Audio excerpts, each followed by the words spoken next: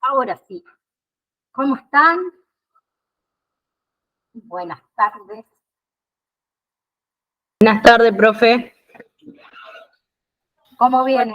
¿Bien? Bien, con calor. En todos lados hace calor. Acá está insoportable, realmente. Pero bueno, ya no queda nada. Ya terminamos. Acá no, acá hace frío, nevó.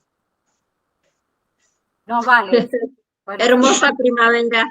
nos estamos muriendo. Acá parece, no, digo, si así comenzamos en la primavera, prácticamente en el verano no llegamos ninguno, excepto si alguien tiene pileta por acá cerca, que me invite, y bueno, ahí vemos cómo lo llevamos. Bueno, ¿venimos bien? Penúltima clase, ¿sí?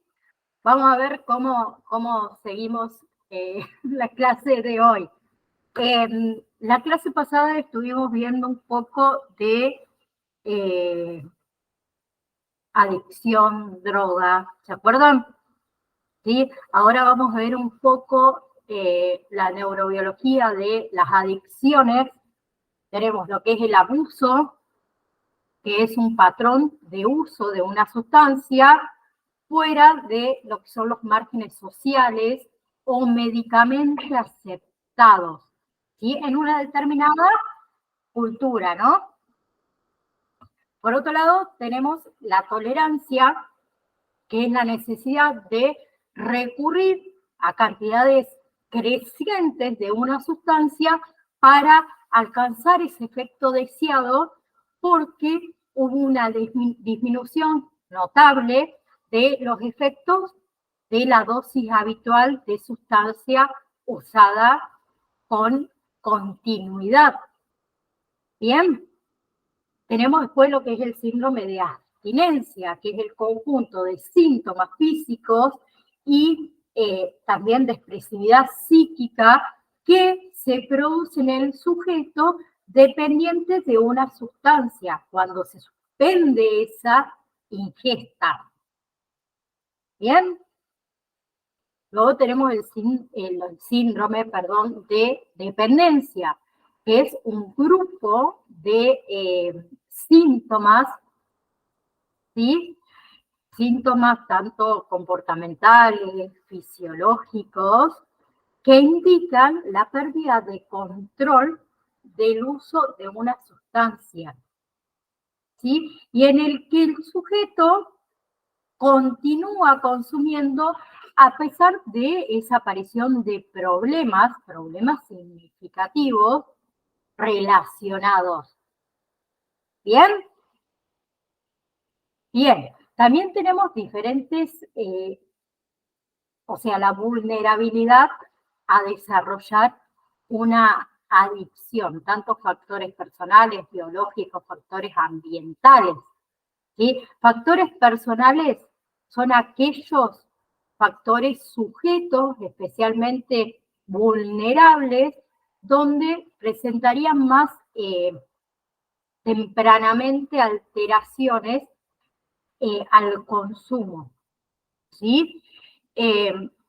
Tenemos factores biológicos donde entra la vulnerabilidad personal, la susceptibilidad al sistema nervioso, factores ambientales, la accesibilidad a las sustancias, la aceptación social del consumo, ¿sí? Por su entorno, por sus familiares, que también pueden ser consumidores o no, sus pares.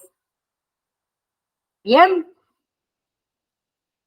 Bien, entonces tenemos factores, ciertos factores psicológicos de la dependencia como los factores de riesgo, que son atributos o características individuales, la condición situacional, ¿sí? Y también lo que es el contexto ambiental, que incrementa la posibilidad del uso o del abuso de una sustancia, ¿sí?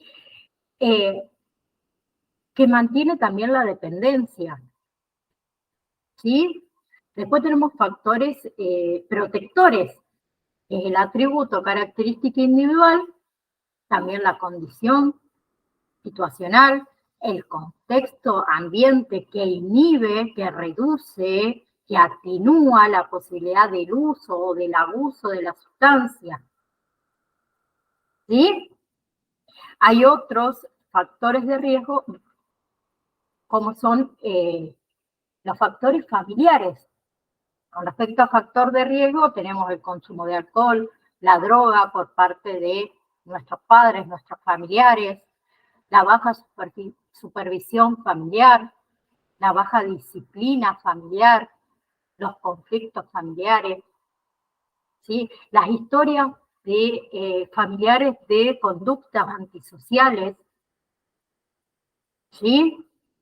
El abuso físico también, la baja expectativa para los niños o para el éxito, y también los factores familiares, tenemos factores protectores, el apego familiar,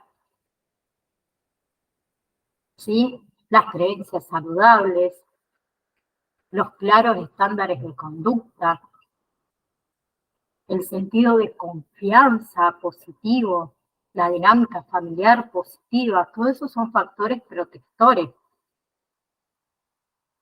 ¿sí? También tenemos factores comunitarios. Con respecto a los factores de riesgo, es la desorganización comunitaria, ¿sí? La disponibilidad y la accesibilidad a las drogas o al alcohol, las creencias, las normas, las leyes de la comunidad que favorecen el consumo de sustancias, ¿sí? La deprivación económica y la deprivación social. Y como factores protectores de estos factores comunitarios, tenemos, por ejemplo, las oportunidades de participar como un miembro activo de la comunidad, ¿sí? El descenso a la accesibilidad de ciertas sustancias, las normas culturales. Las normas culturales proporcionan altas expectativas para los jóvenes, ¿sí? Las redes sociales, el sistema de apoyo dentro de la comunidad, todo eso son factores protectores. Bien, luego tenemos factores de compañeros. Como factor de riesgo tenemos los compañeros consumidores, ¿sí?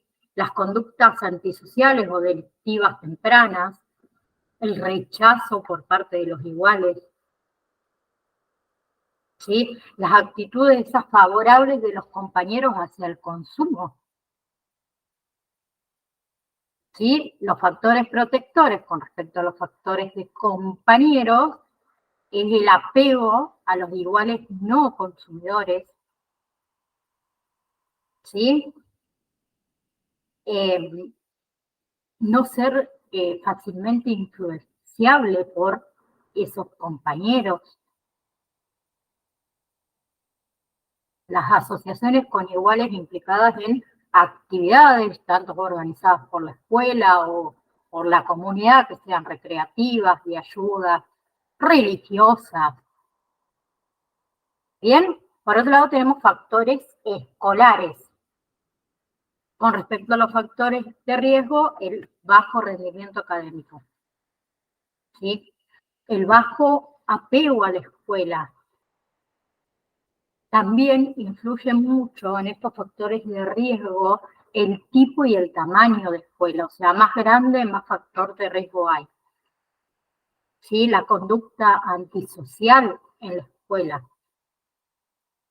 Y como factores protectores de estos factores escolares, sería la escuela de calidad, ¿sí?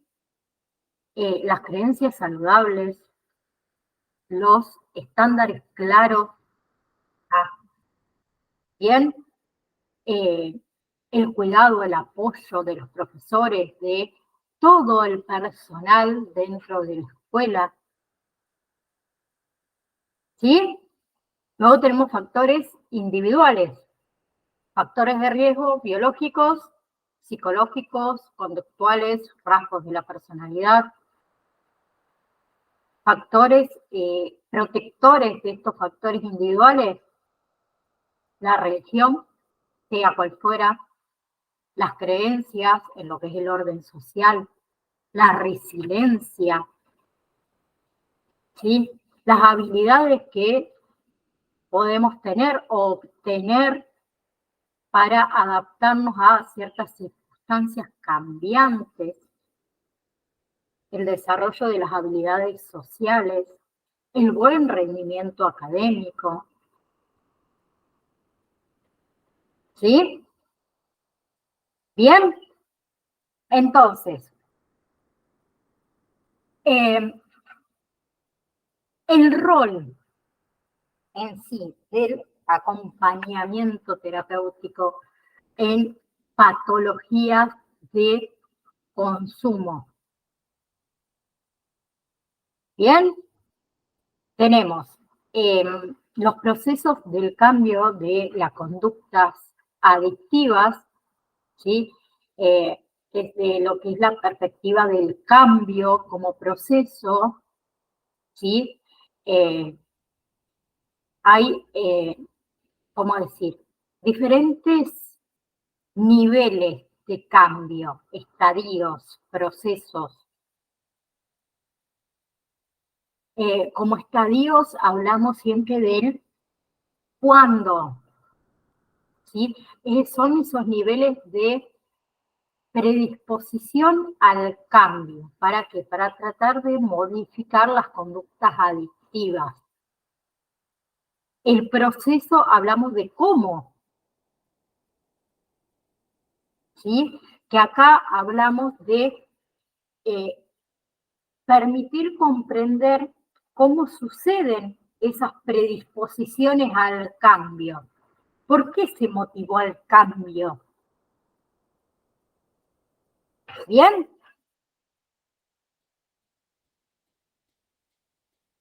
Y luego tenemos los niveles, el qué.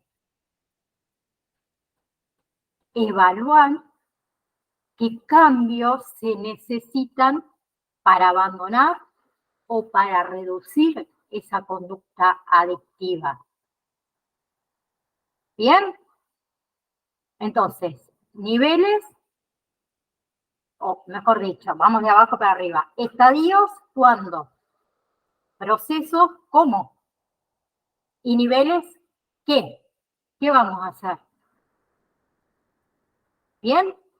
Estadios de cambio, que es cuando existen 5 estadios, desde que el sujeto o la persona se plantea la posibilidad esa de cambiar, ¿sí? Hasta que deja definitivamente de consumir. Bien, y es importante evaluar en este periodo que la persona, o mejor dicho, evaluar en qué periodo está ese proceso de dejar realmente de consumir. Y como dijimos, hay 5 estadios. La precontemplación, cuando no hay intención de cambiar, de hacer un cambio. La contemplación, que la persona tiene ganas de cambiar, pero a un mediado plazo, más o menos aproximadamente unos 6 meses. Luego tenemos la preparación para la adicción, cuando la persona intenta o tiene intención de cambiar a corto plazo, ejemplo, un mes. Luego la acción, dejar de consumir, que es hasta 6 meses de abstinencia. Y por último, que es la peor, ¿sí? La acción, el dejar de consumir y estar 6 meses en abstinencia. Y luego de eso viene que el mantenimiento, ¿sí? Más de 6 meses sin consumir. Bien, dentro de estos estadios de cambio, cuando también puede haber, ¿qué? Recaídas. ¿Qué sucede cuando las estrategias que emplea la persona para mantener ese estadio de abstinencia del consumo de sustancias falla? Sí, y ahí aparecen sentimientos de culpa, de fracaso, ¿sí? Afecta negativamente también su autoestima. Bien. Luego tenemos una autorreevaluación, que consiste en ¿qué? En una valoración afectiva y cognitiva de la conducta adictiva, en torno a cómo afecta esa conducta a sus valores, a su manera de ser, ¿sí? También a todo lo que sea relativo a los beneficios que van a derivar de ese abandono, de esa conducta adictiva. También hay una reevaluación ambiental, ¿sí? Que consiste en ¿qué? En una valoración del impacto que está teniendo el consumo de drogas en la gente que le rodea y en las relaciones, obviamente, interpersonales. Y cómo quizás cambiaría si uno dejara de consumir. ¿Sí? Por otro lado, tenemos lo que es el alivio dramático, que hace referencia a las experimentaciones, ¿sí? A la expresión de nuestras emociones derivadas de la conciencia de las consecuencias negativas que se derivan del consumo.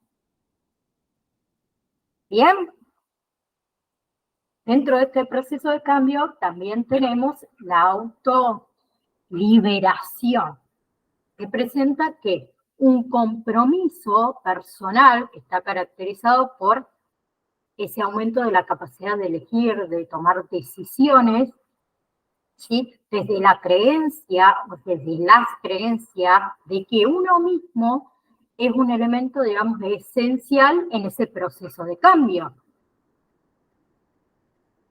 ¿Sí? Bien, también acá en la autoliberación implica la creencia de que uno puede adquirir habilidades que son necesarias para ese cambio, para cambiar.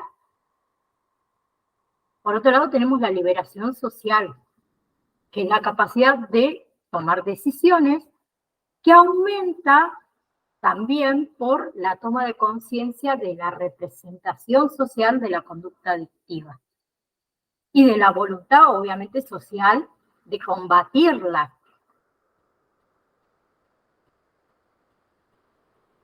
Bien.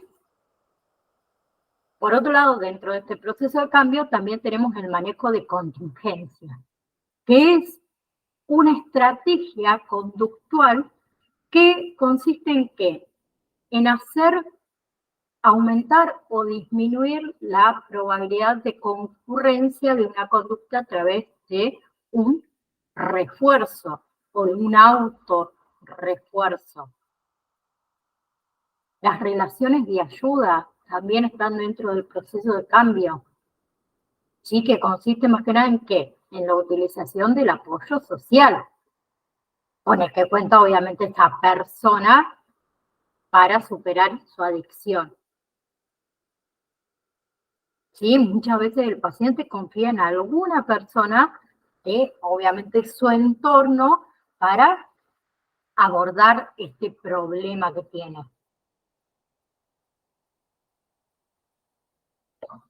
¿Sí?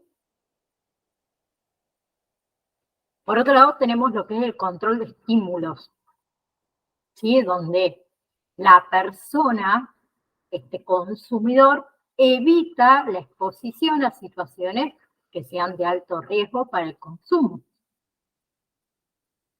¿No? Bien, el otro nivel son los niveles de cambio, el qué. ¿Sí? ¿Qué tan profunda es esa intención de cambiar? ¿Sí? Y muchas veces nos indican dónde empezar a intervenir. ¿Bien? Y existen 5 niveles de intervención. ¿Sí? Los síntomas y la situación, que es por donde se inicia. ¿Sí? Que es el cambio, digamos, más accesible. ¿Bien?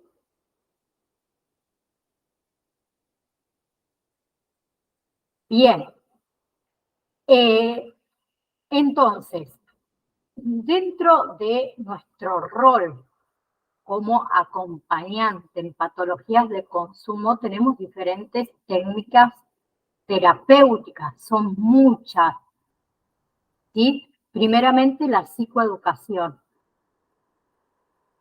¿Sí? Incrementa, digamos, el proceso de cambio de toma de conciencia, de liberación social. ¿Por qué? Porque proporciona información con respecto al uso de sustancias, a potenciales efectos. ¿Sí? La psicoeducación es, en sí, fácil, tratar de educar al otro con respecto a, se me cae la cámara, a el uso de sustancias. ¿Sí? Otra técnica es la clarificación de valores. El paciente acá define sus prioridades, las cosas que más valora en la vida. ¿Para qué? Para poder analizar la discrepancia con el consumo de drogas. ¿Sí? Con esto lo que se consigue es incrementar el proceso de cambio de autorreevaluación que se va a hacer el paciente.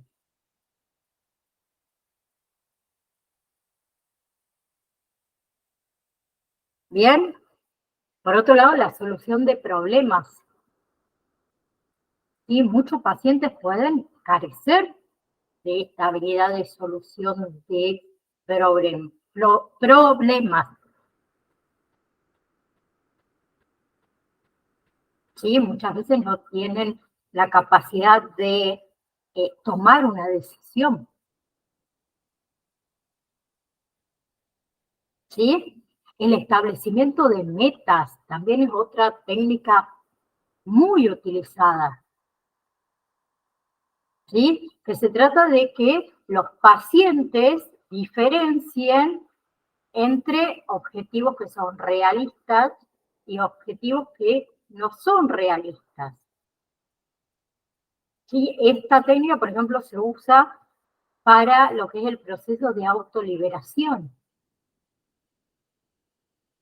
El restablecimiento o el establecimiento, mejor dicho, de metas, en realidad lo tenemos que usar todos en nuestra vida.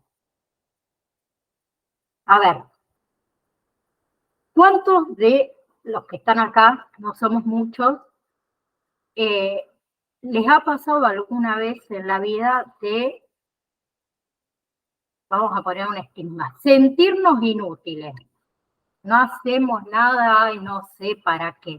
Alguna meta en nuestra vida tenemos, fuera cual fuera.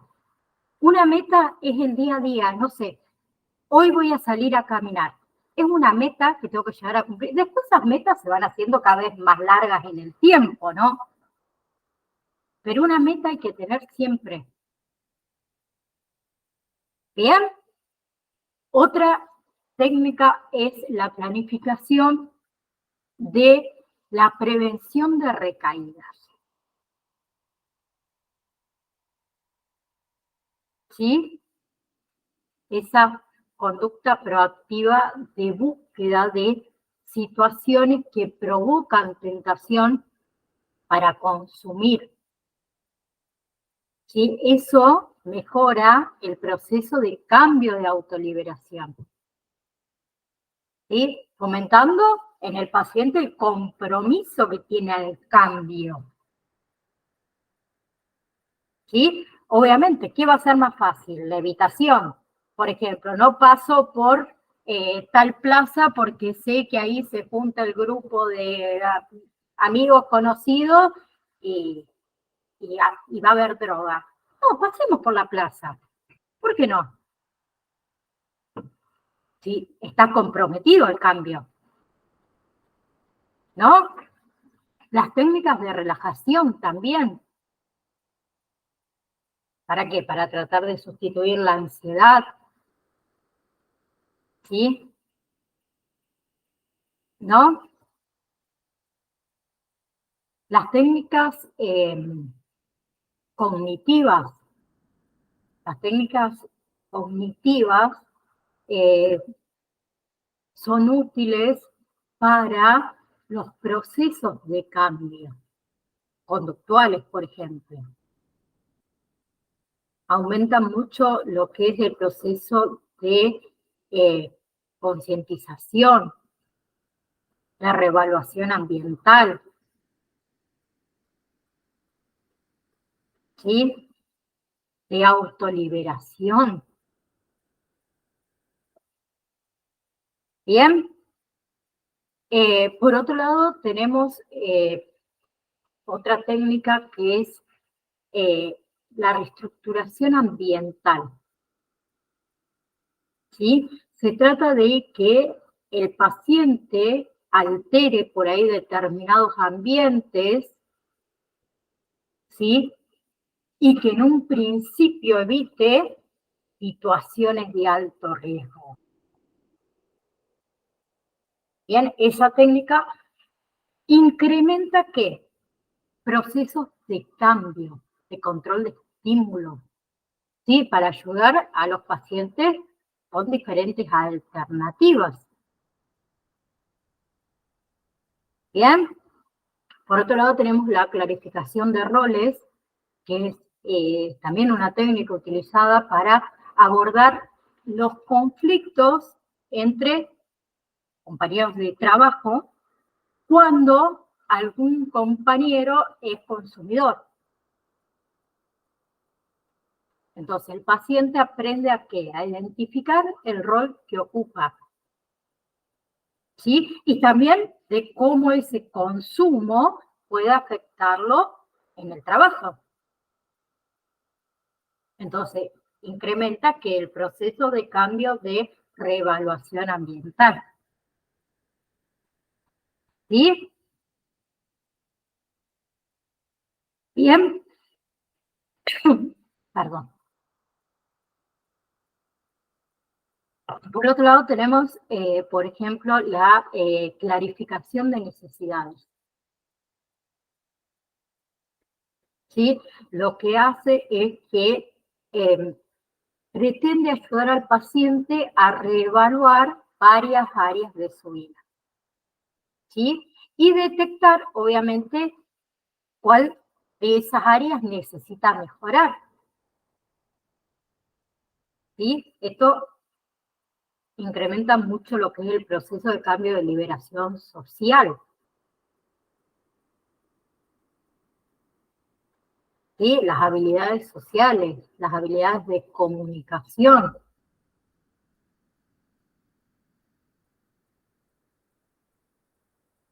¿Bien? Bien. También tenemos otros tipos de variables, como es la motivación para el cambio. La motivación para el cambio es un proceso que es necesario. Y esa motivación para el cambio debe ser a lo largo de todo el tratamiento. ¿Sí? Es un tratamiento que es largo, muy largo. Y muchas veces, aunque uno esté recuperado, entre comillas, es para toda la vida. ¿sí? Porque en muchas situaciones ese paciente se va a encontrar con motivaciones de que te invitan de nuevo a decir, bueno, consumo tal cosa. Y llegar a decir que no. Entonces es a lo largo de toda la vida. ¿Sí? Bien, las expectativas de autoeficacia, que es la propia capacidad de superar esa adicción. ¿No? Y estas expectativas de autoeficacia van a ir avanzando según, obviamente, los estadios de recuperación del paciente. Bien, la toma de decisiones,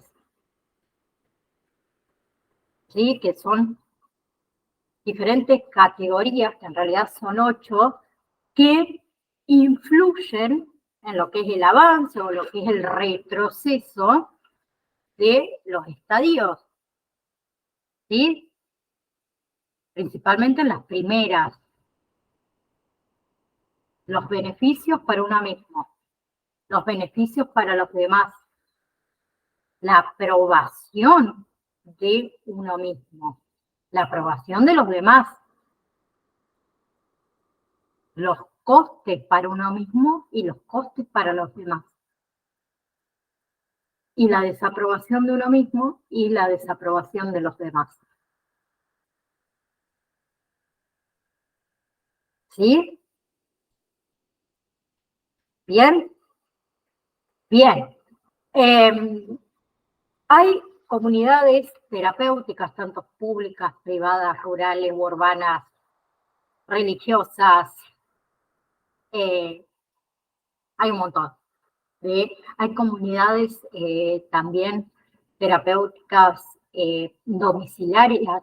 Esas modalidades, tenemos centros de día, hospitales de día, modalidades que son ambulatorias, comunidades terapéuticas, todas se basan en ¿qué? En modificar pautas y actitudes perjudiciales y tener como finalidad la resocialización de ese individuo.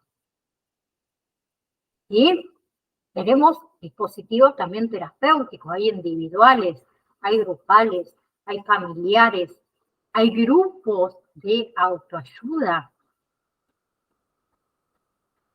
Bien, hay diferentes terapias. También hay medicación. Pero todo esto se logra ¿cómo?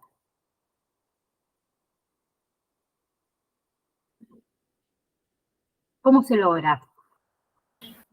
Con la voluntad del paciente de dejar de consumir. Porque si él no tiene la voluntad de, nosotros no podemos hacer nada. Con la voluntad del paciente, que lo sostenga en el tiempo, porque lleva tiempo. Lleva tiempo. Muchas veces, por ejemplo, las granjas, sí, se las llama granjas que hay para consumo de sustancias, de drogas, la rehabilitación dura más de un año. Aunque en ocasiones aquellos pacientes que están más avanzados, por ahí los dejan salir a visitar familiares, pero regresan. Y tenés que tener voluntad. ¿Sí? Entonces, si yo le obligo a una persona X a internarse o intentar dejar de consumir, y claramente la mayoría de los casos voy a fracasar. ¿Sí? Por ejemplo, en mi caso, yo soy fumadora. Es legal, todo lo que ustedes quieran. Y sé que me hace mal. Pero si yo no tengo la voluntad de dejar de fumar, por más que mi marido me lo diga, mi hija me lo diga, mi vecina me lo diga, mi amiga, y con todas las consecuencias que sé que trae, no voy a dejar de fumar. porque yo no tengo la voluntad de dejar de fumar. Si yo mañana me levanto y digo, no fumo más y tengo la voluntad, y por más que sienta que el vecino salió al patio a fumarse un cigarrillo, yo no voy a fumar. Es totalmente diferente. ¿Sí? Bien. Entonces, obviamente todos estos ambientes, lugares residenciales, deben ser libres de sustancia. ¿Sí? Hay disciplina, hay relaciones sociales, hay jerarquías, hay también diferentes etapas del tratamiento. ¿Sí? Hay más avances, más responsabilidades sociales, más responsabilidades personales. Bien, hay ciertas rutinas, obviamente, que favorecen la reinserción social. Bien. Bien.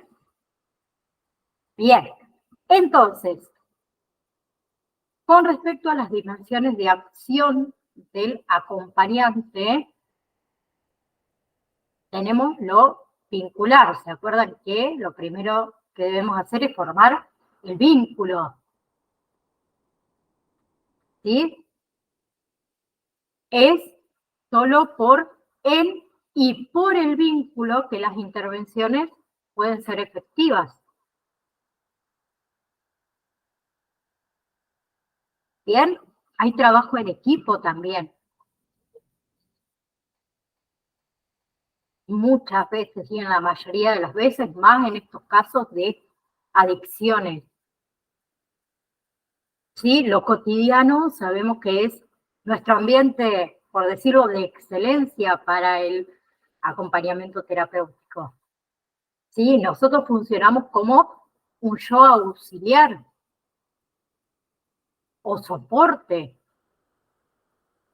¿sí? Donde muchas veces hay grietas en las funciones de la familia o del sostén de la familia o de otras instituciones sociales.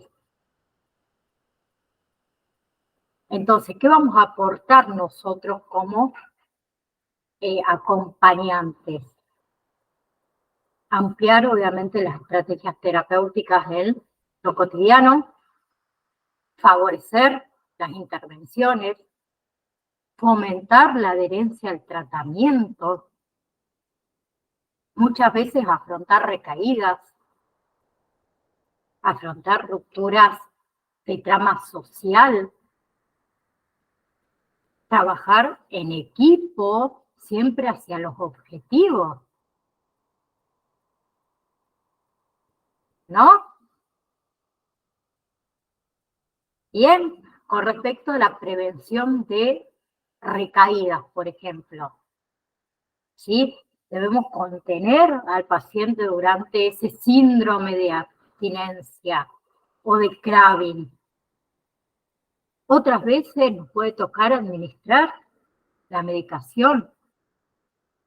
Otras veces ayudar con el dinero. ¿Sí? Acompañar en momentos que se requiere frenar ese impulso. ¿Sí? Reforzar la red social de apoyo. ¿Sí? Organizar, participar muchas veces en salidas recreativas, deportivas. ¿Sí? Ayudar al paciente en la planificación del tiempo libre que tiene. Promover, ni hablemos, la participación de la familia en ese proceso, ¿no? Otras veces poner límites ante esa prevención de recaídas, intervenir en la vida cotidiana del paciente, ¿sí? Promover la comunicación, tanto con terapeutas como con familiares, con su entorno, favorecer vínculos saludables. participar otra vez en actividades institucionales. Otra cosa que debemos reconocer son los estímulos de riesgo y ensayar formas de afrontamiento hacia ese estímulo de riesgo, ¿no? Entonces, la posición a sostener por el acompañante terapéutico es contribuir, obviamente, a la lógica del tratamiento, ¿sí? Y recuerden esto, ni vigilantes, ni cómplices, ni testigos, ni caritativos, con respecto a adicciones, ¿sí? No somos ni cómplices, no vamos a ser ni testigos de algo, no vamos a ser vigilantes, ¿sí? No somos policías para estar ahí 24/7 y tampoco somos caritativos. Bien, entonces las funciones en sí, sostener la motivación, promover la concientización de la conducta adictiva, mantener la abstinencia, ¿sí? Planificar, por ejemplo, cancelaciones de deuda cuando la persona es ludópata, restablecer vínculos, la prevención de recaídas, resistir a la presión social, ¿sí? Ayudar, obviamente, también al uso adecuado de las capacidades y las fortalezas del paciente, ¿sí? Fortalecer también el respeto por el encuadre terapéutico. Otra función es participar activamente del proceso de rehabilitación, ¿sí? Otras veces responsabilizarse por la medicación, por las terapias. Debemos generar también espacios de contención, de escucha, ¿no? Bien. Bien.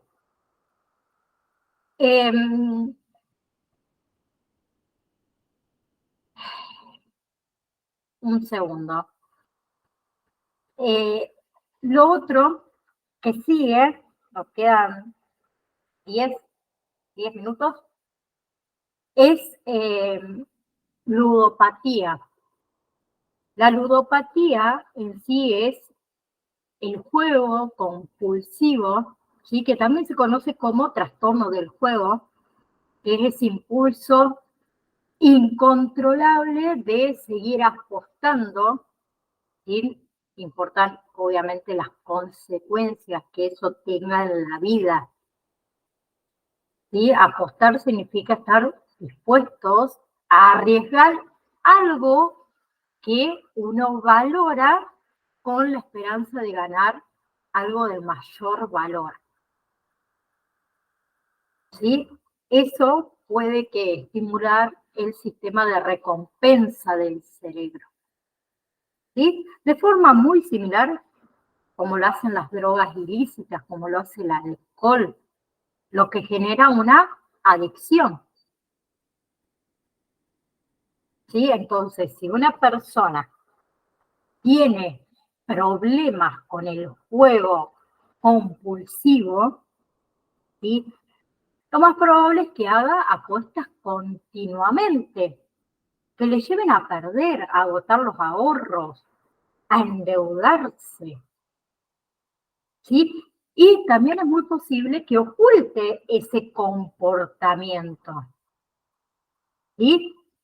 Incluso también a recurrir a robos, al fraude para poder seguir alimentando esa adicción.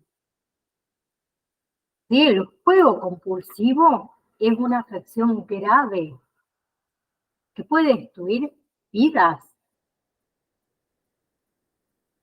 ¿Sí? Bien.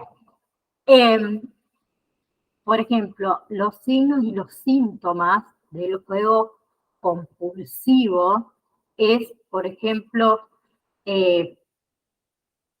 estar preocupado por apostar, ¿sí? Planificar actividades con apuestas constantemente, ¿sí? O planificar cómo obtener más dinero para seguir apostando, ¿sí? La necesidad de apostar cantidades cada vez mayor. ¿Para qué? Para poder sentir esa misma emoción, que pasa lo mismo con las drogas. ¿Bien? ¿Sí? O intentar corregir, controlar, abandonar las apuestas y no poder hacerlo. ¿Sí? Apostar para evadir los problemas, los problemas, ¿sí? Para aliviar sentimientos tanto de impotencia, de culpa, de ansiedad, de depresión,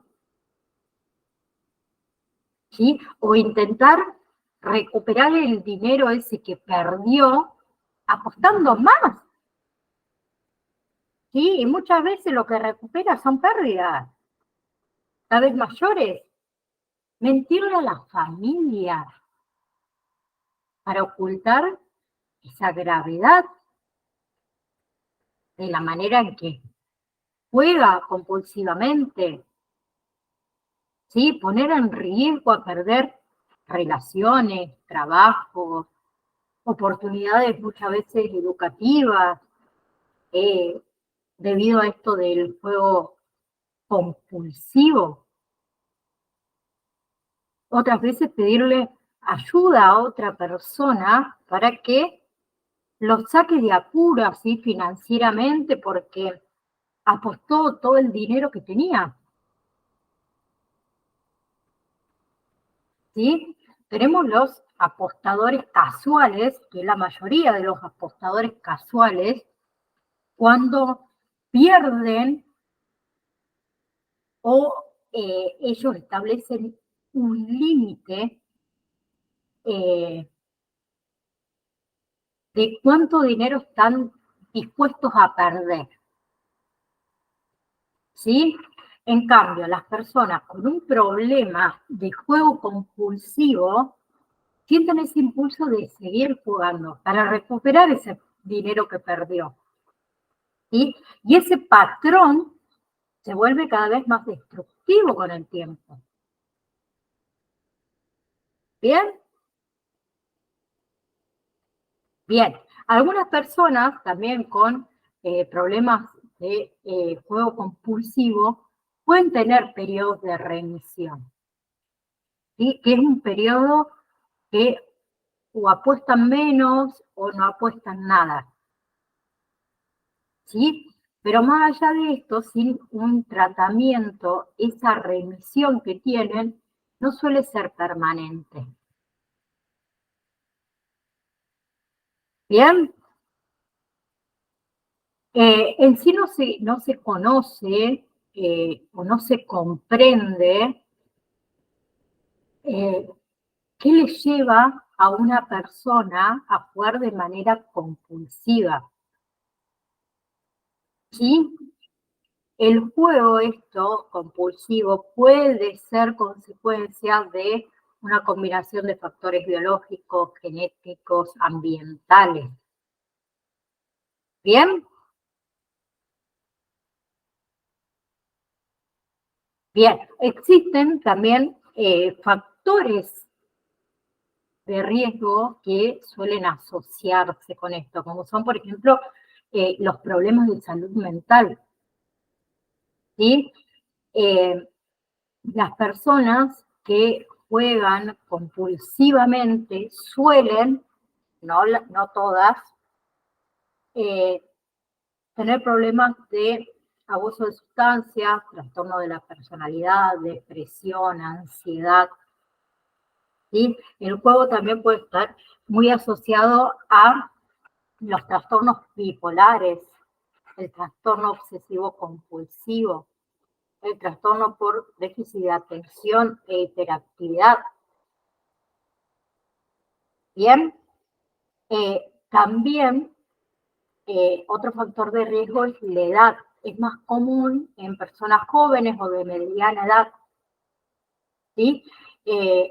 Esto de el jugar compulsivamente durante nuestra infancia, nuestra adolescencia, aumenta ese riesgo de desarrollar una adicción por este tipo de juegos. ¿Bien? Ni hablemos que obviamente la población adulta mayor también es un problema, ¿no? Pero mayormente comenzó en su juventud. Otro factor de riesgo es el sexo. Es más común en hombres que en mujeres. ¿Sí? Las mujeres que juegan compulsivamente suelen empezar a jugar a una edad más avanzada. ¿Sí? Y las mujeres solemos volvernos más adictas con más rapidez. ¿Bien? La influencia familiar o amigos también es otro factor de riesgo. Si tenemos familiares, amigos que tienen problemas de juego compulsivo. Bien. También hay otro factor de riesgo, como son los medicamentos que se usan para tratar la enfermedad de Parkinson, ¿sí? O el síndrome de piernas inquietas. Los medicamentos, estos son los agonistas, de la dopamina, que tienen como efecto secundario, es poco frecuente, pero está, que puede provocar comportamientos compulsivos. ¿Bien? Y otro factor de riesgo es el rasgo de la personalidad. Ser competitivos, ser adictivos al trabajo, impulsivos, inquietos, aburrirnos fácilmente. Todo eso puede aumentar el riesgo a desarrollar problemas de juego compulsivo. Bien, entonces, la ludopatía puede tener consecuencias que sean profundas y que sean duraderas en la vida, ¿sí? Problemas en las relaciones, problemas económicos, problemas legales, ¿sí? Encarcelamiento otras veces, mal desempeño laboral, pérdida otras veces del empleo, ¿bien? Malestar de salud, suicidio o intentos de suicidio, pensamientos suicidas. ¿Bien?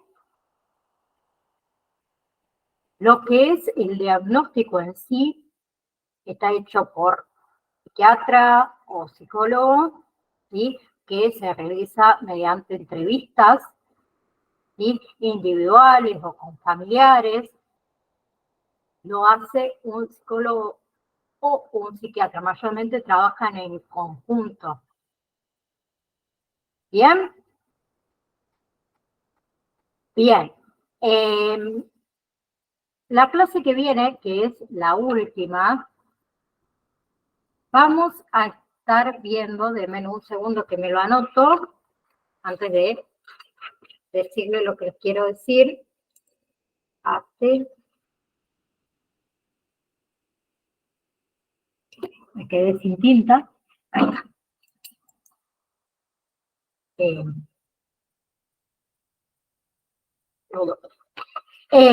La clase que viene vemos, con respecto a esto, ludopatía, prevención, diagnóstico, tratamiento, los aspectos a trabajar, ¿sí? Tanto del psicoterapeuta como del acompañante terapéutico, y vamos a ver los trastornos por consumo de alcohol, tanto sus síntomas, a qué se le puede considerar como un trago, las causas, los factores de riesgo, las complicaciones, ¿sí? Los efectos que produce el alcohol sobre la salud, sobre la seguridad Bien, la prevención, obviamente el diagnóstico, los tratamientos que hay, ¿sí? Y obviamente los programas de tratamiento residencial, y con eso terminaríamos. ¿Bien? ¿Sí? Recuerden, lo vuelvo a decir, fecha de examen final. Del 23 al 25 de octubre. Pueden entrar cualquier día, cualquiera de los 3, 2, 1, 2, 3. Sí, 3 días que va a estar habilitado el examen. Yo lo habilito el 23 a las 00:01 minutos y van a tener hasta el 25 de septiembre, octubre, de octubre, perdida, hasta el 25 a las 23:58, 59. Bien, recuerden que es un solo intento. O sea, cuando ustedes ponen comenzar, no volvemos atrás, arrancamos. ¿Sí? Otra cosa que tengan en cuenta, validaciones. Las 5 validaciones aprobadas. ¿Sí? Validaciones o recuperatorio, aquel que hizo recuperatorio, es lo mismo. Que estén aprobadas antes del 23. No quiero que el 23 alguien me escriba, ay, profe, no aprobé la validación número 1. Y el 23 necesito que esté todo aprobado. ¿Bien? Otra cosa, cuota al día, recuerden, que no sé si sus representantes se lo dijeron, se los digo yo. Cuota al día y certificación paga para poder hacer el examen final. ¿Bien? ¿Qué sucede con el examen final? Nosotros tenemos, bueno, un sistema donde a mí me va tirando quién pagó la cuota y demás. ¿Sí? Yo voy a estar entrando ahí a ese programita que tenemos y voy a ver, Marianela, cuota al día, tal y tal y tal y tal. Obviamente voy a entrar al campus virtual y voy a decir, bueno, Marianela tiene las 5 validaciones aprobadas, perfecto, está habilitada para realizar el examen final. Entonces, estén atentos al grupo de WhatsApp. ¿Por qué digo esto? Porque yo voy a escribir, por favor, Marianela, comunícate conmigo al privado. Entonces, Marianela va a escribir, hola, profe, soy Marianela Tanto del curso de acompañante terapéutico, usted me pidió que se comunique conmigo. Listo, perfecto. Entonces, yo a Marianela le voy a facilitar una contraseña para realizar el examen final. Esa contraseña va a ser única para Marianela. Entonces, estén atentos al grupo de WhatsApp, porque yo ahí voy a pedir, a medida que se vayan subiendo al sistema, esto de cuota y certificación paga, que se vayan comunicando conmigo. Bien, si yo en el grupo de WhatsApp no les pido que se comuniquen conmigo, es porque algo falló. O no pagaron la cuota o no pagaron la certificación. O no tienen los exámenes aprobados al día. Marianela, decime. ¿Usted va a estar pidiendo que nos comuniquemos con usted antes del 23 o a partir del 23? Si suponete que vos ya tenés cuota al día, creo que todavía no lo tengo subido al sistema, pero déjenme vigilarlo, lo voy a controlar. Denme un segundo. En marzo...